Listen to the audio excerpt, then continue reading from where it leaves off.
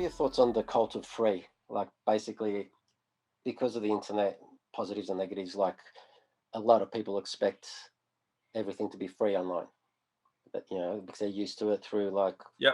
what are your thoughts on that? And Well, geez, that's a really complex topic because uh, I think it's watering a lot of things down, but at the same time, this the so free comes from something. For there to be something that's free, there has to be something that's not free, as in it comes at a cost.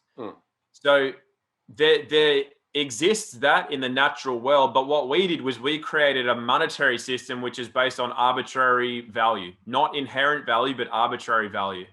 So, we could sell this podcast we're doing for like $5,000 because it's an arbitrary value. It has no inherent value. So we have to make up a figure. So then the opposite of what that leads to, for there to be not free, then we can make it free.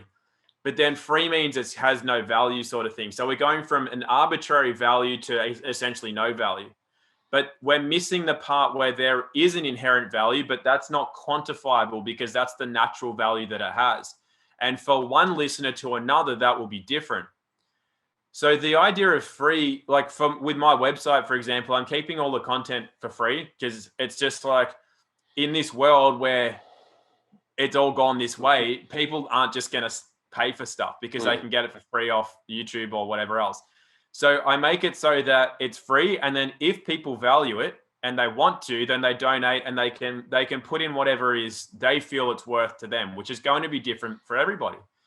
And so I feel that I don't want to exclude people because if everybody has to pay to listen to my stuff, then that would exclude people, which it may benefit in one way or another. So without there being like, oh, well, I don't know, I don't want to do it, or this had better be the best thing in the world because I paid $5 for it. Yeah. Like instead of there having been something that prejudges what it should or shouldn't be, they're allowed to just take it in more freely. And then even if they don't pay for it or whatever, it may elicit a change, which then makes them think about themselves. And then maybe that improves the world. So in some way, shape or form, that value is still carried through.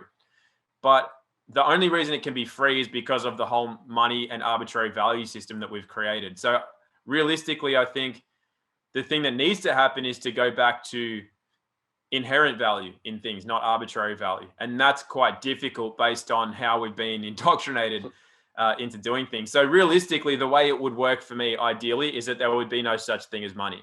Everything would be freely available, but there would always be an exchange of value.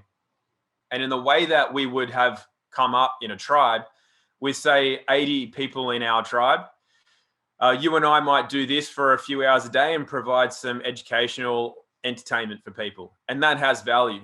And while we're doing that, someone's tending a field. And while they're tending the field, somebody else is gathering food. And while they're gathering food, other people are cooking.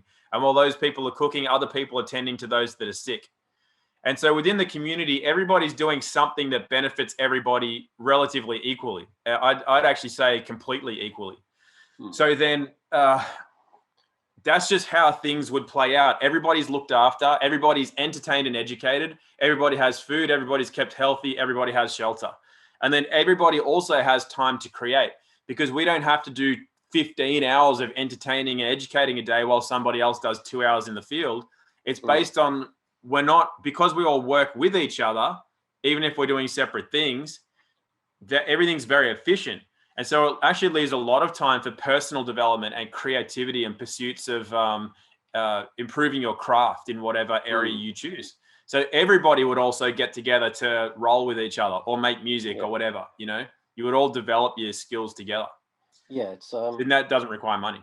Yeah, it's kind of the village lifestyle, which I think it's all related to Dunbar's number, like how many relationships you can hold in your head, things like 150 or whatever. Like after you get from a village size to like a city, it's like it's a bit harder to live that way, like a smaller community where, because I've been in Cyprus a lot, and when it's time to pick the roses, it's time to pick the roses, and sort of everyone gets together and you everyone picks the roses, takes it to the factory, whatever, or gets processed. When it's time to pick the plums or the apples or whatever else, it's like it's time to do that.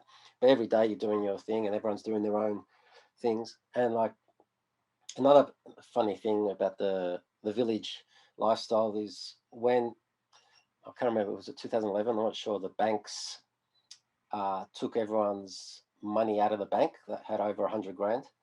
So they just came and took the money to pay off the debts and whatever, which was laughable. But the banks there were local community banks that didn't get affected by that, like the local village bank where everyone has their money, that didn't get affected. And that's a way where you can do community banking that's actually beneficial to the community rather than the way we see the sort of the banking system at the moment. Exactly. Yeah. And that's also because it's real. It's based on an inherent natural amount of money that actually exists. It's not based on making stuff up out of thin air and whatever else, and no gold backing it, no whatever else, no actual currency, no actual money. Yeah. So yeah, it's really a fundamental shift in how we operate if we were going to get away from that. But the whole thing about this free culture is that it's just where things have got to, because everything got saturated as well. But what it does is I think it devalues. It's weird. I think at the present time it's devaluing a lot of things. But I think what will happen is that it'll, like the movement from real martial arts to the watered down stuff to coming into mixed martial arts, and then the educational, like real education, moving into the educational system, which is the fake stuff, and it'll move into something that's real. I think that will also happen with this culture of free, because everybody can put out stuff. And so it just pollutes the airwaves, so to speak. But then who says that the airwaves previously were taken up by those that actually had something of value to say or to offer? So what we'll find is that it was monopolized previously. Now it's really open source and anyone can make anything and put it out for free. And what will happen with that is that it'll take some time, but the cream will rise to the top, so to speak. And then it'll become apparent where the true value is. And then it becomes true value again. Like the inherent value will become known, but it'll have to go through that phase, that cycle. Yep. Cool.